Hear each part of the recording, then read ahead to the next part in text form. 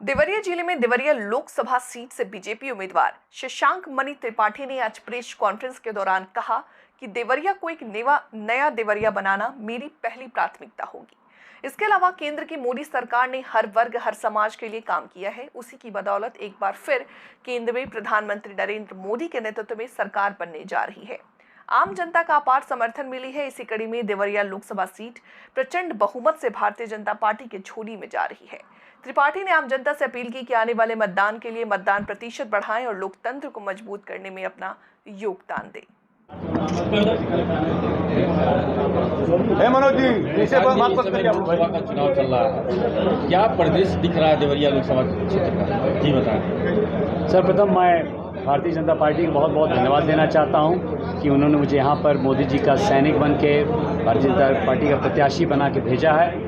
चुनाव का माहौल बहुत सकारात्मक है। भारतीय जनता पार्टी ने पिछले 10 साल से जितना काम किया है मोदी जी के नेतृत्व में, उतना काम अतुल्य है और उसके होते होते जनता उत्साहित है, मेरे कैंडिडेचर पे उत्साहित है, भारतीय जनता पार्टी के कार्यकर्ता उत्साहित हैं और मैं समझता हूँ पूरे देवरिया संसदीय क्षेत्र में जिसका भ्रमण मैंने कर लिया है।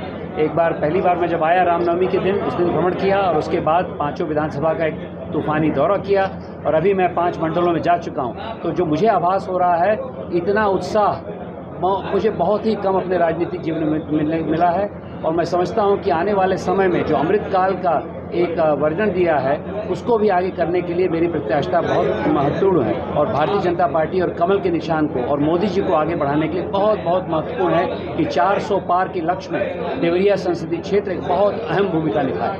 एक नया देवरिया बनाने का आपका सपना है, उसको कैसे पूरा करें? देखिए, नया देवरिया आदरणीय प्रधानमंत्री मोदी जी यहाँ पर प्रदेश में योगी जी के नेतृत्व से प्रभावित है।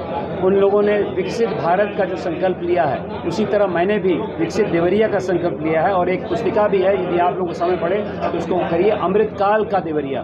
उसमें अगले 25 साल का जो संरचना आदरणीय प्रधानमंत्री मोदी जी ने पूरे देश को दी है, उसी प्रकार उससे 5 साल की संरचना हम लोगों ने बनाई है कि 5 साल में कैसे हम लोग उसका एक बहुत बड़ी भूमिका, एक नींव रखें ताकि उसके ऊपर एक सशक्त इमारत बना सकें। उसके लिए 2-3 बिंदु बनाना चाहता हूँ। एक तो ये है कि जो सेवाएं सरकार की सब तक पहुंच रही हैं, जो विकसित भारत कार्यक्रम में मोदी जी की गारंटी है, वो तो सर्वप्रथम है। उसी के साथ साथ मैंने व्यक्तिगत रूप से प्रधानमंत्री जी ने, योगी जी ने रोजगार पे बहुत काम किया है, जो काम और भी आगे चलना है। तीसरा, जो सबके साथ सबके प्रयास की भावना में लेके आया हूँ, गणतांत्रिक ऊर्जा को जगाने की बात मैं कर रहा हूँ। वोट तो एक शुरुआत है, उसके बाद हमारे 18.6 लाख वोटर्स मेरे साथ मिलजुल के, सांसद विधायकों के साथ मिलजुल के आगे चलें, यह भी उनकी कल्पना है। महिलाओं को आगे ले जाना है, महिला प्रधान हम लोग विकास की बात कर रहे हैं। युवाओं को, युवा शक्ति आगे ले जानी है। हमारे ग्रामीण अंचल में हमारे अन्नदाता बंधु हैं, उनको आगे ले जाना है। गरीब लोगों को आगे ले जाना है। तो ज्ञान की परिभाषा आदरणीय मोदी जी ने दी है,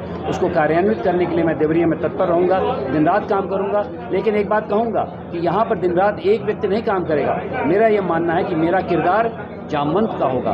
मैं यहाँ की छुपी हुई ऊर्जा को उठाने का भी काम करूँगा। ये भी मोदी जी से प्रभावित है। हमारी पार्टी का जो लक्ष्य है, जो हमारे दीनदयाल जी ने कहा था, एकात्म मानववाद, हर व्यक्ति को, हर वर्ग को, हर समाज को साथ लेके चले, यही मेरी अवधारणा है। इसी के लिए मैं यहाँ पर प्रस्तुत हूँ।